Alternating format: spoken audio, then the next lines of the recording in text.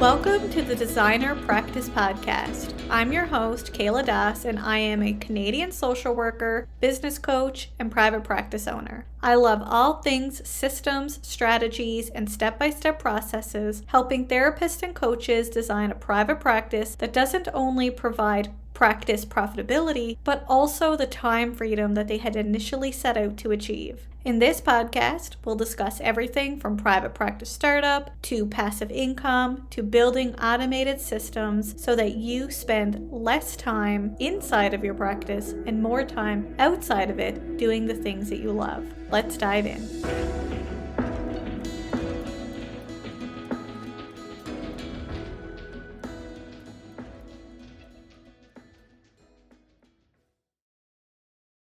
Are you struggling to find a clinical supervisor who is the right fit for you and your practice? Then I have just the thing for you, the Canadian Clinical Supervision Therapist Directory. Whether you're looking for a clinical supervisor to help you navigate ethical situations, build skills in your practice, or to receive the necessary supervision hours to gain full status with your regulatory body, there's a clinical supervisor on our directory for you. As a Canadian therapist myself, I know all too well how hard it can be to find a clinical supervisor when you're searching for one. So that's why I created the Canadian Clinical Supervision Therapist Directory, so that Canadian therapists have a centralized hub to connect with clinical supervisors across the country. To find your next clinical supervisor, check out our website today at canadianclinicalsupervision.ca. That's canadianclinicalsupervision.ca, or simply scroll down to the show notes and click on the link. Welcome back to the Designer Practice Podcast, and I'm your host, Kayla Das. Today we're diving into a topic that's both exciting and potentially game-changing for your practice: creating and selling an online course. Selling an online course could be a lucrative way to make passive income and share your knowledge with the world. However, the challenge is knowing which steps to take to transform your knowledge into a sellable online course. In this episode, I'll share my 8-step process for how to make an online course to sell in your practice. If you're not already aware, I sell my online course called Master Writing the Psychology Today Profile. This course helps bring therapists through my empathy first framework for how to write and optimize a Psychology Today profile.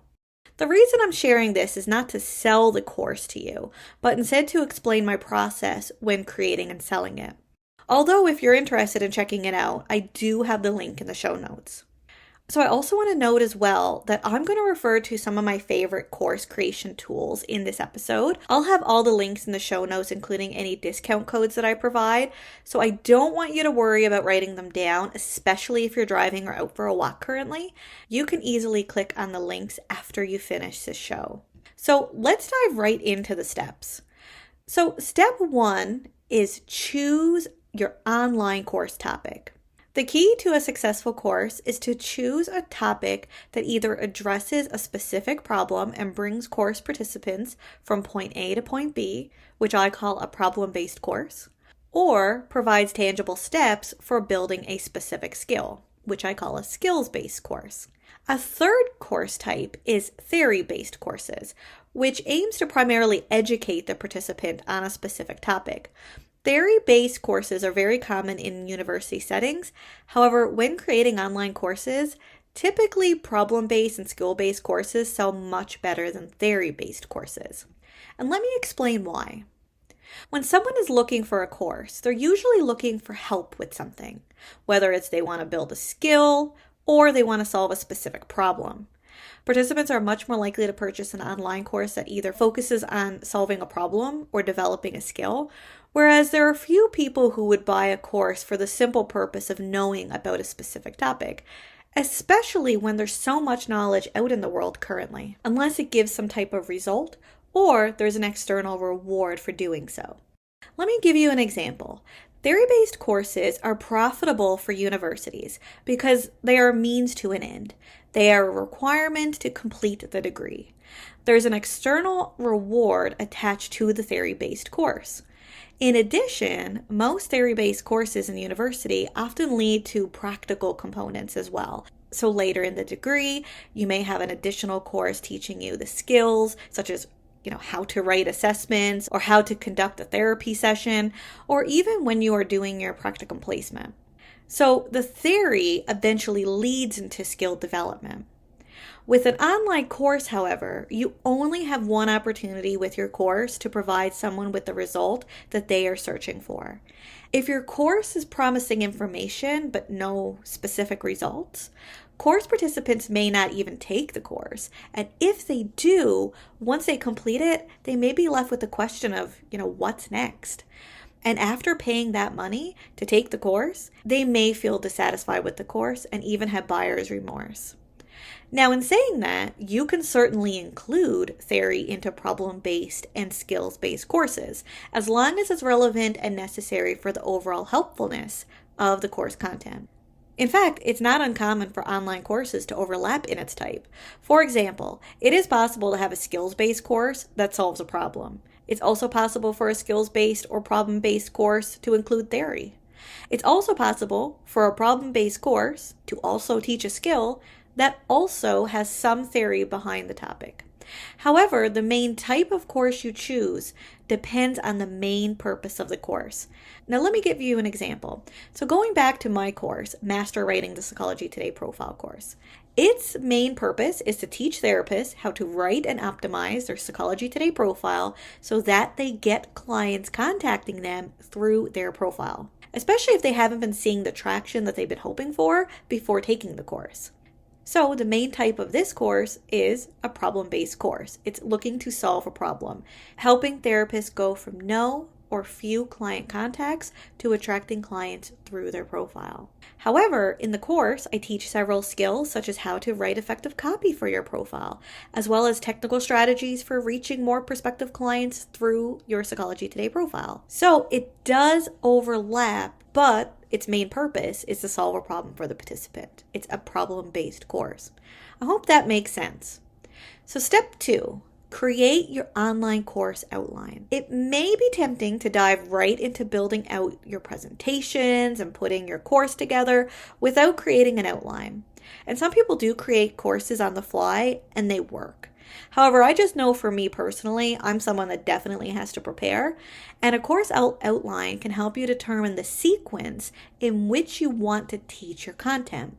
A clear outline ensures that you introduce concepts in linear order, which helps your course participants to easily follow along. So after you create your online course outline, now it's time to create your online course content. This is where you flush out all of your ideas from your course outline into actual content for your course. At this stage, you'll also want to consider the style of the course, meaning, will it be in presentation format? Will you be on screen explaining each point? Will it be a mixture of the two? Some people even choose an audio course over a video course. So this is where you want to identify how are you going to present your course. This is also important to distinguish because if your course is presentation style, you'll need to create the presentations at this stage.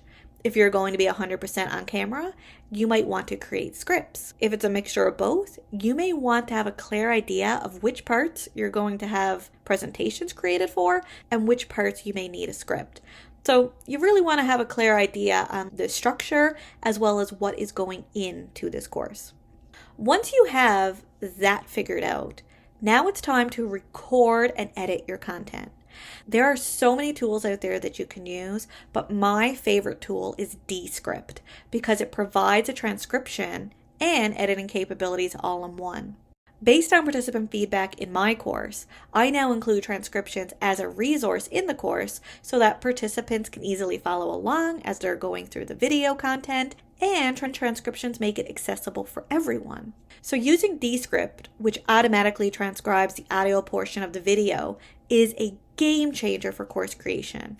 And with Descript, when you remove content from the transcription, it automatically deletes the audio and video portion of the clip that corresponds with the content that you deleted. So you don't necessarily have to double edit what you're doing either. Honestly, it saves so much time. Step 5, upload your online course content to a course hosting platform. Platforms like Kajabi can be great for this purpose.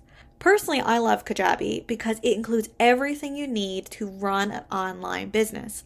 For example, you can maintain your email list and send email marketing campaigns from there. I actually use Kajabi as my podcast hosting platform, and they automatically send my episodes to Apple Podcasts and Spotify each week. You can also have your website designed through Kajabi. And there's so many more features depending on what your goals and vision are within your business. And also, as I mentioned at the beginning of this episode, all links will be found in the show notes. But if you do decide to sign up for Kajabi and you use my link, you can receive a free 30-day trial to test it out. Typically, if you sign up through their website, you get a 14-day free trial, but this is just a little extra for you.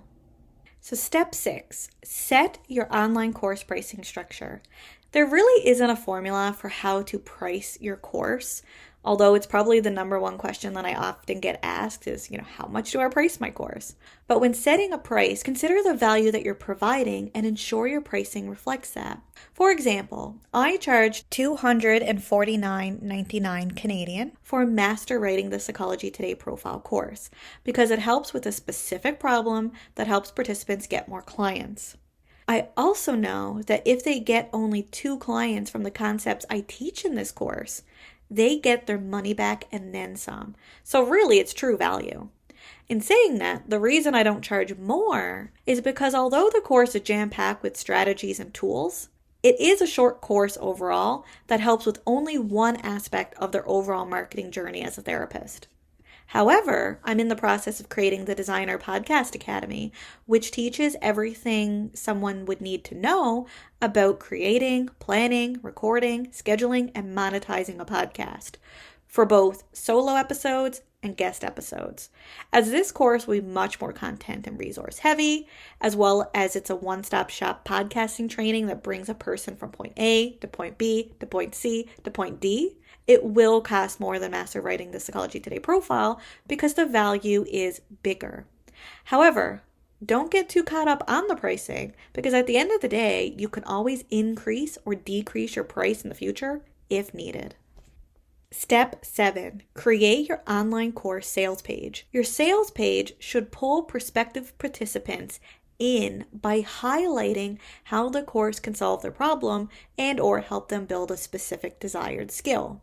It should include description of your course, price, and sales buttons that send them directly to your course cart where they can buy the course.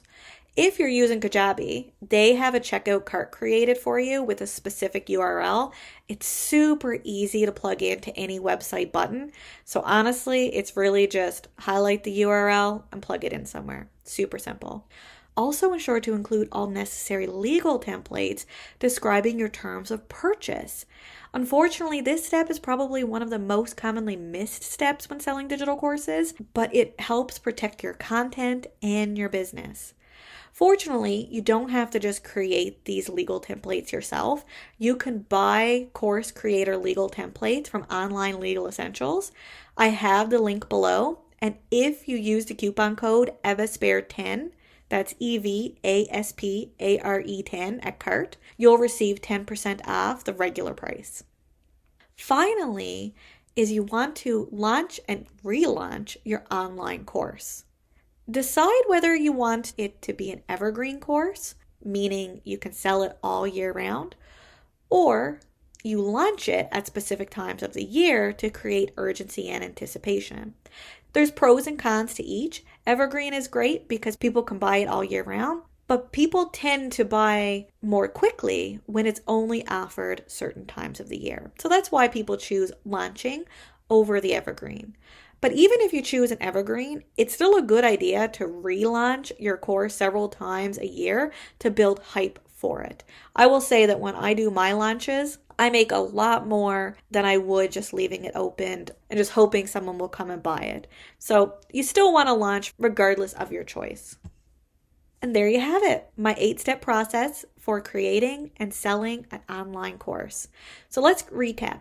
Step 1, choose your online course topic. Step 2, create your online course outline. Step 3, create your online course content. Step 4, record and edit your course. Step 5, upload your online course content to a course hosting platform. Step 6, set your online course pricing structure. Step 7, create your online course sales page. Step 8, launch and relaunch your online course. Thank you for tuning in to today's episode. If you like this episode or the Designer Practice Podcast as a whole, I'd really appreciate it if you would share the podcast with a friend or colleague. Our goal is to reach as many therapists and coaches as possible so they can benefit from all this ungated content that we provide so that they can grow and scale their practices as well. Until next time, bye for now.